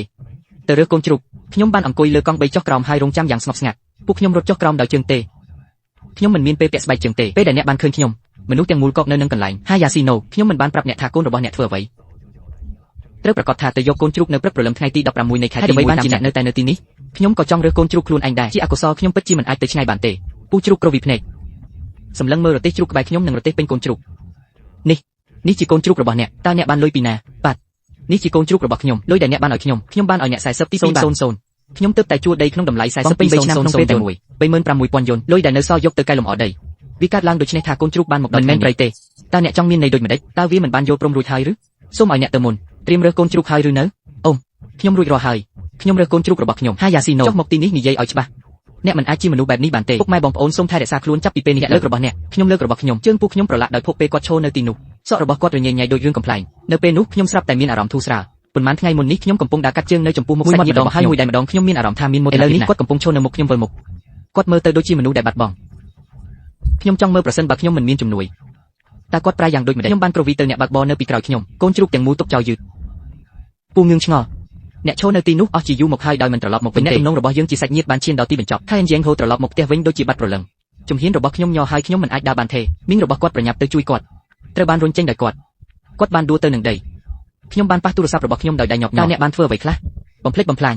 កុំរំខានខ្ញុំពូបានចុចលេខទូរស័ព្ទរបស់ម្ចាស់កសិដ្ឋានចិញ្ចឹមជ្រូកសូមជួយគិតរកដំណោះស្រាយផងខ្ញុំនឹងនៅទីនោះភ្លាមនោះមនុស្សមិនអាចទៅបានតើមានអ្វីកើតឡើងភ្លាមខ្ញុំមិនអាចទៅបានទេក្មេងល្ងងម្នាក់នេះមកពីលើនេះគាត់បានជួលដីនិងទិញកូនជ្រូកតើអ្នកនឹងចិញ្ចឹមជ្រូកដោយខ្លួនឯងទេហេតុអ្វីបានជារឿងនេះមិនមកអញ្ចឹងតើអ្នកណាជាអ្នកធ្វើការគាត់បានជួលដីនេះក្នុងតម្លៃ42ហើយថែមទាំងបាននាំវាចុះមកក្រោមដើម្បីឲ្យខ្ញុំមើលតើនេះមិនមែនជាការប៉ុនប៉ងសងសឹកខ្ញុំទេនោះចុះកសិដ្ឋានចិញ្ចឹមជ្រូករបស់យើងវិញកសិដ្ឋានជ្រូករបស់ខ្ញុំតើខ្ញុំដឹងដោយរបៀបណាខ្ញុំមិនទាន់និយាយចប់ទេទូរស័ព្ទរបស់ពូបានរត់ម្ដងទៀតតើអ្នកជឿទេកូនជ្រូកនៅទីនេះ1ម៉ោងបើមិនឲ្យវាទៅនោះអ្នកនឹងស្លាប់អ្នកគ្រាន់តែរងចាំខ្ញុំនឹងត្រូវហើយសូមមេត្តាជួយដោះកូនជ្រូកជាមុនសិនខ្ញុំនឹងឲ្យលុយអ្នកតើអ្នកជឿទេខ្ញុំបើកបរតើខ្ញុំដឹងពីរបៀបធ្វើវាដោយរបៀបណាប៉ុន្តែខ្ញុំនៅតែនៅផ្ទះប្រសិនបើអ្នកអាចធ្វើបានសូមជួយខ្ញុំកុំសម្លាប់កូនជ្រូកនោះជាអាជីវកម្មរបស់អ្នកខ្ញុំទទួលខុសត្រូវលើការដឹកជញ្ជូនតែប៉ុណ្ណោះត្រូវបានព្យួរពូខឹងខ្លាំងណាស់ញ័រពេញខ្លួនបើមិនអីចឹងតើយើងគួរធ្វើយ៉ាងណាឥឡូវតើខ្ញុំអាចធ្វើអ្វីបានសម្អាតវាឲ្យលឿនមកជាមួយខ្ញុំទៅកន្លែងចិញ្ចឹមជ្រូកតើអ្នកកំពុងស្រែកអ្វីខ្ញុំមិនអាចអត់ចេះរៀនបើមិនដូច្នោះទេតើខ្ញុំកូនជ្រូកពីលៀងងាប់គ្រូសារបស់យើងនឹងខ្សែធនភ្លាមមិនអីទេអ្នកអាចធ្វើបានអ្នកគឺអស្ចារ្យណាស់ខ្ញុំប្រាប់អ្នកថាខ្ញុំនឹងមិនរងចាំកូនជ្រូកទេខ្ញុំក៏មិនខ្វល់ពីរឿងនេះដែរប្រសិនបើអ្នកមិនអាចដោះស្រាយវាបានចូលយើងលេងលេះគ្នាបងប្អូនជីដូនមួយរបស់ខ្ញុំក៏បានចេញពីផ្ទះនៅពេលនេះឃើញអ្នកទាំងពីរឆ្លោះគ្នាយ៉ាងសាហាវប្រយ័ត្នជាមួយត្បូងព្រៃនឹងមិនរីងស្ងួតទេបើទោះជាត្រូវប្រោះដោយទឹកក៏ដោយរឿងឈួតនោះបាត់ហើយស្អីចុះភេជីវិញភេជីមិនបានមកដល់ថ្ងៃនេះទេតើអ្នកនៅតែធ្វើអ្វីឆាប់ស្លៀកពាក់តាមខ្ញុំទៅស្ថានចិញ្ចឹមជ្រូកបើមិនដូច្នេះទេលុយ2លាននឹងត្រូវខ្ជិះខ្ជាយនៅទីនេះខ្ញុំក៏មិនអាចដែររឿងនឹងក៏ខ្វក់ណាស់ខ្ញុំនៅតែត្រូវការយកវាបើមិនដូច្នេះទេខ្ញុំនឹងស្វែងរកនរណាម្នាក់សម្រាប់ខ្ញុំអាចរកនរណាម្នាក់បានណីណាអ្នកណាខ្លះចង់មើលថែជ្រូកខូចនោះក្រៅពីលេងនេះតើអ្នកណាមានសមត្ថភាពថែរក្សាវ៉ាកូនជ្រូក2លានឆ្នាំនេះថ្លៃណាស់តាមឡើយខ្ញុំក្រុងនឹងពង្រីកនៅឆ្នាំនេះខ្ញុំរកលុយបានច្រើនណាស់កាលពីឆ្នាំតាមឡើយខ្ញុំគិតថាខ្ញុំអាចរកចំណូលបានច្រើននៅឆ្នាំនេះក្រៅពីនេះតម្លៃជ្រូកក្រអូបក៏ខ្ពស់ដែរមិនលោភលន់គ្រប់គ្រាន់ពោះលេបដំរីប្រាប់ថាស៊ីក្បាលធំមិនអីទេឥឡូវនេះ2លានបើមនុស្សស្លាប់គុំរស់ឆ្នាំនេះតើនឹងមានភាពចលាចលបែបណានៅកន្លែងពូខ្ញុំប្រហែលជាគិតក្នុងចិត្តប៉ុន្តែខ្ញុំមិនអាចខ្វល់ពីវានៅពេលនេះទេខ្ញុំបានបដូរវេននៅស្ថានីយ៍ពេទ្យសត្វแล้วឈានឃើញខ្ញុំបើកមាត់ខ្ញុំនឹងទៅយាយអ្នកមានការអភិវឌ្ឍខ្លាំងណាស់អ្នកពិតជាបានបង្កើតកូនជ្រូកទីកន្លែងផ្ទាល់ខ្លួនរបស់អ្នកអូមនោះមិនមែនជាឆ្នាំដែលខ្ញុំចង់បាននៅឆ្នាំនេះទេយ៉ាងហោចណាស់2ដងរួចរាល់ហើយវាត្រូវបានរៀបចំជាយូរមកហើយបន្ទាប់ពីអ្នកប្រាប់ខ្ញុំនឹងធ្វើវាមិនអីទេដូច្នេះសូមអរគុណអ្នកពិតជាក្លាហានណាស់តើពូដឹងទេពូឯងមិនទាំងហៅខ្ញុំទៅបញ្ជាឆ្នាំទេឆ្នាំនេះខ្ញុំដឹងខ្ញុំទើបតែដឹងថ្ងៃនេះប៉ុន្តែអ្នកក៏ដឹងដែរថាអូចិនខ្ញុំទើបតែចាប់ផ្ដើមធ្វើការលើធនធានហិរញ្ញវត្ថុហើយដូច្នេះត្រូវការទាំងអស់តើអ្នកមានវិធីនៅទីនេះទេសួស្ដីកុំប្រាប់ខ្ញុំថាខ្ញុំពិតជាមានល្បិចខ្លះនៅលើដៃអោរបស់ខ្ញុំថ្មីនេះថៅកែធំចូលចិត្តស៊ីជ្រូកខ្មៅមានបរិះម្នាក់ចិញ្ចឹមជ្រូកខ្មៅបានប្រាក់150,000សម្រាប់ចិញ្ចឹមជ្រូក30ក្បាល150,000ត្រឹមត្រូវទាំងនេះត្រូវបានស្នើសុំដោយភោជនីយដ្ឋានលំដាប់ខ្ពស់ដែលគ្រប់គ្រងដោយថៅកែគុណភាពត្រូវតែល្អតម្រូវការក៏ខ្ពស់ដែរប្រើក្រៃ fermentation មិនអាចប្រើថ្នាំអង់ទីប៊ីយ៉ូទិកបានទេខ្ញុំបានសហការជាមួយក្រុមហ៊ុនជាច្រើនពីមុនមកអាហារច្រើនត្រូវស្លាប់អត្រារស់រានមានជីវិតមិនខ្ពស់ទេមានកសិដ្ឋានចិញ្ចឹមជ្រូកមួយដែលជ្រូកទាំងអស់ត្រូវបានគេចិញ្ចឹមរហូតដល់ស្លាប់ខ្ញុំបានបាត់បង់800 000 150 0 3 0គួរឲ្យអស់សំណើចណាស់វប្បធម៌គ្មានអង់ទីប៊ីយ៉ូទិកនៅលើផ្សេងទៀតបានធ្វើវាប៉ុន្តែប្រសិនបើខ្ញុំអាចបណ្ដុះបណ្ដាលកិច្ចសហប្រតិបត្តិការនេះពេលគ្មានទីបញ្ចប់ខ្ញុំគិតយ៉ាងរហ័សក្នុងចិត្តការសម្រេចចិត្តមួយត្រូវបានធ្វើឡើងអ្នកអាចទូរស័ព្ទមកខ្ញុំហើយឲ្យពួកគេដឹកជញ្ជូនក្នុងរយៈពេល3ថ្ងៃខ្ញុំបានរៀបចំកន្លែងសម្រាប់3ថ្ងៃកន្លងមកហើយជីតាអ្នកពិតជាល្អណាស់ក្លាហានណាស់តើអ្នកដឹងទេថាហេតុអ្វីបានជាខ្ញុំប្រាប់អ្នកសន្តាគារនោះនឹងបើកហាងបន្តទៀតអ្នកត្រូវតែថែរក្សាខ្លួនអ្នកនោះមានអនាគតភ្លឺស្វាងអរគុណឡើយចេនដែលធ្វើរឿងល្អបែបនេះលើកក្រោយចាំប្រាប់ខ្ញុំហេតើអ្នកជាមនុស្សបែបណាខ្ញុំក៏ដឹងដែរធានាឪពុករបស់អ្នកមានចិត្តល្អចំពោះខ្ញុំកាលនៅក្មេងពូចេនខ្ញុំដឹងថាវាគឺជាអ្នកដែលបានបង្រៀនខ្ញុំនៅចំណេះដឹងជាច្រើនកាលពីឆ្នាំមុនផងដែរមនុស្សនិយាយថាអ្នកត្រូវតែស្មោះត្រង់នឹងមានការធ្វើតេស្តនៅពេលដែលថ្នាំអង់ទីប៊ីយ៉ូទិកត្រូវបានរកឃើញយើងនឹងមិនសហការនៅពេលអនាគតទេខ្ញុំប្រកាសជាធ្វើវាបានល្អការងារល្អជាមួយក្រុមនេះបើចិញ្ចឹមបានល្អអ្នកនឹងក្លាយជាអ្នកល្បីក្នុងរង្វង់នេះចាប់ពីពេលនេះទៅវាក៏មានជ្រូកដ៏មានតម្លៃជាច្រើនផងដែរអ្នកប្រហែលជាមិនធ្លាប់ឬទេចិនចាស់និយាយចប់ទូរស័ព្ទខ្ញុំរត់គឺមីងរបស់ខ្ញុំកំពុងហៅជីតាមែនទេមីងជីតាមីងសុំត្រឡប់មកវិញហើយជួយយ៉ាងហ្គោប្រសិនបើកូនជ្រូកទាំងនេះស្លាប់គ្រួសារយើងក៏ចប់42,000នោះបើមិនចូលចិត្តយើងតិចមកខ្ញុំនឹងឲ្យលុយអ្នកបន្ថែមទៀត58,000ឬ1សែនជាការផាកពិន័យឆាប់ត្រឡប់មកវិញហើយជួយដោះស្រាយជាមួយកូនជ្រូកទាំងនេះមីងមិនមែនអំពីលុយទេសំខាន់ខ្ញុំក៏អត់មានពេលដែរខ្ញុំមានរឿងជាច្រើនដែលកំពុងកាត់ឡើងនៅទីនេះខ្ញុំដឹងថាអ្នកក៏មានកសិដ្ឋានចិញ្ចឹមជ្រូកដែរត្រឡប់មកជួយខ្ញុំវិញបានទេទុកកិច្ចការរបស់អ្នកមួយឡែកសិននេះជារឿងដ៏សាហាវមីងខ្ញុំពិតជាមិនមានពេលទេខ្ញុំរវល់នឹងកិច្ចការផ្ទាល់ខ្លួនពេកសូមមេត្តាខុសទាំងអស់វាជាកំហុសរបស់យើងទាំងអស់តើវាមិនអីទេក្នុងការផ្លាស់ប្ដូរអាជីពរបស់ខ្ញុំទៅថ្ងៃអនាគតខ្ញុំនៅតែមានអ្វីដែលត្រូវធ្វើដើម្បីឈ្នះខ្ញុំចុចទូរស័ព្ទដោយផ្ទាល់សម្រាប់ក្តីសង្ឃឹមចុងក្រោយរបស់ពួកគេពូរបស់ខ្ញុំហាក់ដូចជាបាត់បង់ឆ្អឹងខ្នងខ្ញុំខឹងខ្លាំងណាស់ដែលខ្ញុំមិនអាចនិយាយមើលបងប្អូនជីដូនមួយរបស់ខ្ញុំប្រពន្ធរបស់អ្នកណែណាវាមិនដូចការសន្យាទេហើយអ្នកគ្រប់គ្នាមកជួយពឹងលើខ្ញុំតែម្នាក់ឯងអ្នករាល់គ្នាឈប់រស់នៅកូនប្រសាប្រពន្ធខ្ញុំរត់ចោលអ្នកដទៃនៅពេលដែលគាត់បាន$2 លានអាចនឹងធ្លាក់ចុះគាត់បានចាក់ចេញភ្លាមតើអ្នកចាក់ចេញនៅពេលណាខ្ញុំសូមប្រាប់អ្នកពីរបៀបដែលអ្នកបានសម្រេចនេះការវិនិយោគដែលខ្ញុំបានផ្ដល់ឲ្យអ្នកនឹងបាត់បង់អ្វីទាំងអស់ប្រពន្ធក្មេករត់បាត់មិនចង់ឲ្យខ្ញុំទទួលស្គាល់អ្នកជាឪពុករបស់ខ្ញុំអាសូតើអ្នកកំពុងនិយាយអំពីអ្វីវាមិនមែនជាការសម្រេចចិត្តផ្ទាល់ខ្លួនរបស់អ្នកទេខ្ញុំបាននិយាយរួចហើយថាមានចិត្តទូលាយជាងជាមនុស្សគឺឯងដែលថាក្មេងនោះល្ងងងាយស្រួលដោះស្រាយណាស់ការឲ្យលុយគាត់គឺជាការសម្លឹងមើលគាត់មិនអីទេឥឡូវនេះគ្មាននរណាម្នាក់ចិញ្ចឹមជ្រូកទេឲ្យខ្ញុំមើលអ្វីដែលអ្នកធ្វើជាមួយជ្រូកទាំងនោះបងប្អូនជីដូនមួយរបស់ខ្ញុំបានជន់ជើងរបស់គាត់យ៉ាងខ្លាំងហើយចាក់ចេញលើដីដោយញ័រខ្លួនគាត់បានយកទូរស័ព្ទរបស់គាត់ចេញហើយខ្ញុំចង់រកអ្នកចិញ្ចឹមជ្រូកប៉ុន្តែអ្នកដែលមានបទពិសោធន៍និងមានឆន្ទៈវាមិនដូចជាអ្នកអាចរកវាឃើញទេប្រសិនបើអ្នកស្វែងរកការហៅទូរស័ព្ទជាបន្តមានអ្វីកាត់ឡើងទីបំផុតខ្ញុំខឹងខ្លាំងពេកក៏ទម្លាក់ទូរស័ព្ទទៅដីនៅក្នុងកសិដ្ឋានចិញ្ចឹមជ្រូកទេសម្រាប់បន្លឺឡើងហើយនៅពេលដែលខ្ញុំត្រឡប់ទឹកស្ថានចិញ្ចឹមជ្រូកវិញប៉ាបានរៀបចំឲ្យអ្នកណាយកកូនជ្រូកចេញសម្រាប់ទឹកអេឡិចត្រូលីតមនុស្សគ្រប់គ្នាពោពេញដោយធម្មពលខ្ញុំមិនខ្វល់ពីវាទេតោះទៅកន្លែង fermentation ក្រៅ fermentation ហើយអ្វីបានជាខ្ញុំមានអារម្មណ៍ថាធ្លាប់ស្គាល់ខ្ញុំនឹកឃើញភ្លាមថាជ្រូករបស់ពូកាពីឆ្នាំមុនជ្រូកមិនដែលដុះសាច់ទេជាពិសេសខ្ញុំបានទឹកស្ថានចិញ្ចឹមជ្រូករបស់អ្នកដទៃដើម្បីទស្សនានិងសិក្សានេះគឺជាគំរូដែលប្រើនៅពេលនោះពូគឺស្ទើរតែដូចគ្នារដូវកាលគឺស្ទើរតែដូចគ្នាគ្រាន់តែគិតអំពីវាម្ដាយមីងវ័យកណ្ដាលម្នាក់ស្រាប់តែរត់មករកហើយខ្ញុំស្គាល់អ្នកនេះជាអ្នកចិត្តខាងរបស់យាយខ្ញុំតើអ្នកដែរទេខ្ញុំបានស្វែងរកអ្នកទាំងព្រឹកមានរឿងអីសូមជួយមើលផងបើជ្រូកខ្ញុំមិនស៊ីយោពោខ្ញុំនឹងទៅមើលខ្ញុំនៅតែទុនជ្រាយការដឹងថាតើជ្រូកប៉ុន្មានក្បាលដែលគ្រួសារចិញ្ចឹមជាមធ្យមគឺជារឿងតែមួយគត់ដែលសំណាងល្អក្រោយឃើញវាមិនមែនជាជំងឺធ្ងន់ធ្ងរទេវាគឺជាការឆ្លងមេរោគ Streptococcus ខ្ញុំបានយកថ្នាំពីប្រអប់ថ្នាំដែលខ្ញុំកាន់ជាមួយខ្ញុំចាក់ថ្នាំជ្រូកមីងអរគុណច្រើនដែលបានឲ្យលុយខ្ញុំមិនបានឆ្លើយជីតាអ្នកពិតជាចិត្តល្អណាស់ខ្ញុំនឹងឲ្យយាយមន់មួយពេលក្រោយនៅពេលអ្នកនឹងខ្ញុំក្រោកឡើងហើយចាក់ចេញក្រោយពីត្រឡប់មកវិញខ្ញុំក៏ប្រញាប់តាក់ទងទៅមេចាស់ដែលខ្ញុំបានជួបពីមុនទទួលបានរូបមន្តសម្រាប់ Crab fermentation បញ្ហា Crab fermentation ត្រូវបានដោះស្រាយនៅថ្ងៃនោះប្រកាសណាស់ពីថ្ងៃក្រោយមកជ្រូកខ្មៅ30ក្បាលត្រូវបានចែកចាយជ្រូកនេះមើលទៅខុសពីជ្រូកធម្មតាពណ៌អៅគឺខ្មៅនិងភ្លឺចាយសំទាសំល្មមជ្រូកទើបមកដល់ឡើយចេញហៅBlack Pig មកដល់ហើយមែនទេវិញ្ញាណរបស់ខ្ញុំមិនអីទេវាមើលទៅល្អនៅពេលវាមកដល់កុំបារម្ភ Crab fermentation ក៏ត្រៀមរួចរាល់ដែរពិនិត្យមើលថាតើអ្នកមានជំងឺរាគឬអត់ខ្ញុំគ្រាន់តែបានពិនិត្យមើលវាគួរតែល្អអ្វីគ្រប់យ៉ាងគឺស្អាតដោយវិធីនេះពូឯងឈួត2ថ្ងៃកន្លងមកនេះស្វែងរកមនុស្សគ្រប់ទីកន្លែងតើខ្ញុំអាចស្វែងរកមនុស្សដែលមានបទពិសោធន៍បែបនេះនៅណាកូនជ្រូកមួយបាច់នោះខ្សោះជាតិទឹកក្នុងរយៈពេល2ថ្ងៃ30ឬ40ក្បាលបានស្លាប់មីងរបស់អ្នកកំពុងតវ៉ាសុំលែងលេះបងប្រុសចិនខ្ញុំយល់ហើយគ្រាន់តែដឹងប្រសិនបើអ្នកមានសំណួរណាមួយមានអារម្មណ៍ដោយឥតគិតថ្លៃដើម្បីទាក់ទងចុះហើយចាប់ផ្ដើមធ្វើការឪពុកខ្ញុំនិងខ្ញុំចាប់ផ្ដើមធ្វើការជាមួយគ្នាត្រូវបានគេដេញម្ដងមួយចូលក្នុងផ្ទះជ្រូកដែលមានក្រែដំណាប់រវល់មួយរយៈទីបំផុតបានសម្រាប់ឪពុកខ្ញុំអង្គុយលើធ្មនៅមាត់ទ្វារហើយជូតញើសរបស់គាត់ហើយញឹមឥឡូវនេះកសិដ្ឋានចិញ្ចឹមជ្រូករបស់យើងបានដំណើរការហើយអូនោះមិនមែនជាករណីចាប់ពីពេលនេះទៅយើងអាចរកលុយបានតាមវិធីចុះក្រោម នៅពេលនេះខាងពូខ្ញុំមានភាពចលាចលទាំងស្រុងគ្មានអ្នកណានៅកសិដ្ឋានចិញ្ចឹមជ្រូកដែលងាប់ពីមួយថ្ងៃទៅមួយថ្ងៃទេគាត់ចង់លក់កសិដ្ឋានចិញ្ចឹមជ្រូកប៉ុន្តែតើនរណាហ៊ានទទួលយកភាពរញ៉េញ៉ៃនេះពេលឈ្មោះមកគាត់បញ្ចុះតម្លៃបោះថាតើអ្នកបានគិតអំពីវាទេបើអ្នកនៅតែស្លាប់បែបនេះវាគ្មានតម្លៃមួយកាក់ទេប៉ុន្តែ100,000គឺតិចពេកវាមិនគ្រប់គ្រាន់សម្រាប់ខ្ញុំក្នុងការសងប្រាក់កម្ចីនោះទេបន្ទាប់មកអ្នកមិនមើលវាជ្រូកទាំងអស់នៅទីនេះឆ្លងជំងឺខ្ញុំមិនចង់បានសំបីតែ100,000ទីបំផុតខ្ញុំមិនដឹងថាខ្ញុំអាចរស់បានប៉ុន្មានទេខ្ញុំក៏ត្រូវចំណាយលុយព្យាបាលជ្រូកដែរតិចពេកកសិដ្ឋានចិញ្ចឹមជ្រូកនេះចំណាយប្រាក់រាប់សែនដុល្លារដើម្បីសាងសង់តើអ្នកគិតថាខ្ញុំមិនដឹងទេខ្ញុំបានទៅមើលវាប៊ិចលេខឃ្លីអស់ហើយអាគារទាំងមូលជារោងចក្រដែលខូចខាតខ្ញុំមិនចង់បានសំបីតែ100,000តែជ្រូកខ្ញុំថ្លៃ2លាននោះជាអាជីវកម្មរបស់អ្នកបើមិនជឿអាចលើកខ្លួនឯងបានចាំមើលថាតើមានប៉ុន្មានអ្នកអាចរស់បានខ្ញុំក៏មិនបានកត់សម្គាល់ថាខ្ញុំរៀតដែរវាពិបាកក្នុងការនិយាយថាតើអ្នកនឹងរស់ឬអត់បើមិនលក់ទេខ្ញុំនឹងចាក់ជើងខ្ជិះខ្ជីពាក្យលើអនុញ្ញាតឲ្យខ្ញុំគិតអំពីវាខ្ញុំមិនមានពេលនិយាយជាមួយអ្នកទេហត្ថលេខារបស់ខ្ញុំមិនគ្រប់គ្រាន់ទេពេលខ្ញុំទទួលបាន100,000 យន់ពួកខ្ញុំអង្គុយម្នាក់ឯងក្នុងកសិដ្ឋានជ្រូកទេហើយយំជាយូរមកហើយជ្រូកខ្មៅ30របស់ខ្ញុំរស់នៅយ៉ាងសុខស្រួលនៅលើក្រែ fermentation ញ៉ាំច្រើនហើយគេងលក់ស្រួលក្នុងរយៈពេលតែប៉ុន្មានថ្ងៃប៉ុណ្ណោះការខិតខំប្រឹងប្រែងរបស់ចាស់បានថាសាបានមកមើលផ្ទាល់ដើរជុំវិញផ្ទះជ្រូកលើកមេដៃឲ្យខ្ញុំមិនអាក្រក់ទេយុវជនអត្រារស់រានមានជីវិតគឺខ្ពស់ណាស់ក្បាលទាំង30នេះត្រូវបានបំរុងទុកដោយអ្នកដទៃដូច្នេះតម្លៃគឺខ្ពស់ជាងតើអ្នកចង់បាន100ទៀតសម្រាប់អ្នកទេប្រកាសជាធ្វើវាប៉ុន្តែតម្លៃត្រឹមតែ500,000មិនមានការប្រញាប់ប្រញាល់សម្រាប់បាច់ទំនិញដូច្នេះតម្រូវការមិនខ្ពស់ទេគ្មានបញ្ហាគ្រាន់តែទទួលបានវានៅទីនេះកន្លែងខ្ញុំធំហើយធំទូលាយខ្ញុំបានការងារយ៉ាងរហ័សក្នុងចិត្តឲ្យតែជ្រូកពីរក្បាលនេះចិញ្ចឹម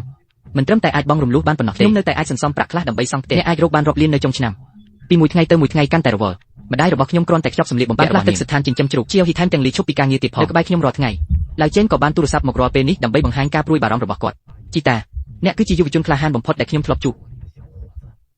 ឥឡូវនេះខ្ញុំចាប់ផ្ដើមធ្វើវាល្អជាងកន្លែងពូទៅទៀតនោះហើយជាអរគុណដែលអ្នកបានជួយខ្ញុំតើអ្វីនឹងអ្វីដោយវិធីនេះពូរបស់អ្នកកសិដ្ឋានចិញ្ចឹមជ្រូកត្រូវបានលក់ក្នុងតម្លៃ100,000គេមិនអាចចិញ្ចឹមខ្លួនឯងបានទេគ្មានបច្ចេកវិទ្យាមិនចេះអត់ធ្មត់100,000 យន់ជាការខាតបង់ដ៏ធំប៉ុន្តែខ្ញុំនៅតែជំពាក់បំណុលគេច្រើនពេលនេះមានការឆ្លោះប្រកែកគ្នារាល់ថ្ងៃនៅផ្ទះឡានក៏លក់ដែរផ្ទះនោះក៏ត្រូវគេបញ្ចាំដែរប្រពន្ធបងជីដូនមួយរបស់អ្នករត់ចេញវាត្រូវបានប៉ាន់ប្រមាណថាខ្ញុំនឹងត្រូវសងបំណុលរបស់ខ្ញុំនាពេលអនាគតអូមខ្ញុំឃើញជីតាអ្នកក៏មិនត្រូវមានបន្ទុកផ្លូវចិត្តដែរសំណាងរបស់បុរសនេះមានវាសនាកុំបន្ទោសអ្នកដទៃបើខ្លួនគាត់បំផ្លាញទ្រព្យសម្បត្តិពូចិនអរគុណដែលបានប្រាប់ខ្ញុំស្ថានភាពនៅខាងពូខ្ញុំអាក្រក់ជាងការគិតទៅទៀតគាត់ខឹងខ្លាំងពេកក៏ចូលពេទ្យមីងអង្គុយលើក្រែហើយដកដង្ហើមធំបងប្អូនជីដូនមួយរបស់ខ្ញុំខឹងខ្លាំងដើម្បីបានជាខ្ញុំនៅទីនេះខ្ញុំចង់ចេញពីពេទ្យមិនក៏គ្រួសារយើងនៅមានលុយចូលពេទ្យអ្នកនៅតែដឹងថាអ្នកគ្មានលុយវាទាំងអស់គឺអាស្រ័យលើអ្នកបើអ្នកមិនបានធ្វើរឿងមិនដឹងខ្លួនទាំងនោះចំណែកគ្រួសារយើងវិញជប់និយាយពីឪពុករបស់អ្នក